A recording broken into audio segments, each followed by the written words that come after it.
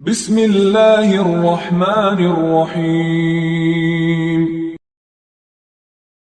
عبد الرحمن بن ابی بکرہ رضی اللہ عنہ نے بیان کیا اور ان سے ان کے باپ حضرت ابو بکرہ رضی اللہ عنہ نے بیان کیا کہ نبی کریم صلی اللہ علیہ وسلم نے چاندی چاندی کے بدلے میں اور سونا سونے کے بدلے میں بیچنے سے منع فرمایا ہے، مگر یہ کہ برابر ہو۔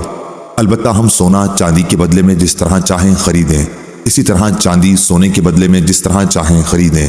صحیح بخاری حدیث نمبر 2182۔ سالم بن عبداللہ نے خبر دی اور انہیں عبداللہ بن عمر رضی اللہ عنہ نے کہ رسول اللہ صلی اللہ علیہ وسلم نے فرمایا، پھل درخت پر کا اس وقت تک نہ بیچو جب تک اس کا پکا ہونا نہ کھل جائے۔ درخت پر لگی ہوئی کھجور کو خشک کھجور کے بدلے میں نہ بیچو۔ صحیح بخاری حدیث نمبر 2183۔ عبداللہ رضی اللہ عنہ نے خبر دی اور انہیں زید بن ثابت رضی اللہ عنہ نے کہ بعد میں رسول اللہ صلی اللہ علیہ وسلم نے بیع عریہ کی تر یا خشک کھجور کے بدلے میں اجازت دے دی تھی، لیکن اس کے سوا کسی صورت کی اجازت نہیں دی تھی۔ صحیح بخاری حدیث نمبر 2184۔ امام مالک نے خبر دی، انہیں نافع نے، انہیں عبداللہ بن عمر رضی اللہ عنہ نے کہ رسول اللہ صلی اللہ علیہ وسلم نے مزابنہ سے منع فرمایا۔ مزابنہ درخت پر لگی ہوئی کھجور کو ٹوٹی ہوئی کھجور کے بدلے ناپ کر اور درخت کے انگور کو خشک انگور کے بدلے میں ناپ کر بیچنے کو کہتے ہیں۔ صحیح بخاری حدیث نمبر 2185۔ امام مالک نے خبر دی، انہیں داؤد بن حسین نے، انہیں ابن ابی احمد کے غلام ابو سفیان نے اور انہیں ابو سعید خدری رضی اللہ عنہ نے کہ رسول اللہ صلی اللہ علیہ وسلم نے مزابنہ اور محاقلہ سے منع فرمایا۔ مزابنہ درخت پر کی کھجور توڑی ہوئی کھجور کے بدلے میں خریدنے کو کہتے ہیں۔ صحیح بخاری حدیث نمبر 2186۔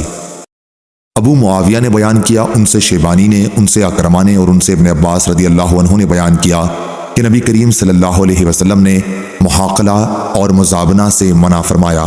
صحیح بخاری حدیث نمبر 2187۔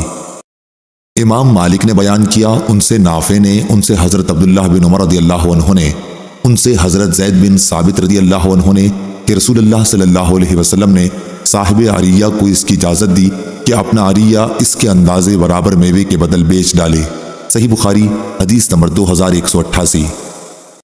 ابن جریج نے خبر دی، انہیں عطا اور ابو زبیر نے اور انہیں جابر رضی اللہ عنہ نے کہ رسول اللہ صلی اللہ علیہ وسلم نے کھجور کے پکنے سے پہلے بیچنے سے منع کیا ہے، اور یہ کہ اس میں سے ذرہ برابر بھی کوئی چیز درہم و دینار کے سوا کسی اور چیز سوکھے پھل کے بدلے نہ بیچی جائے، البتہ عرایا کی اجازت دی۔ صحیح بخاری حدیث نمبر 2189۔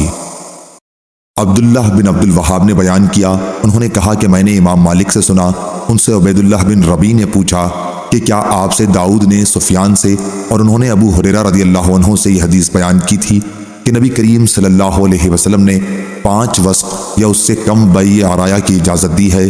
تو انہوں نے کہا کہ ہاں۔ صحیح بخاری حدیث نمبر 2190۔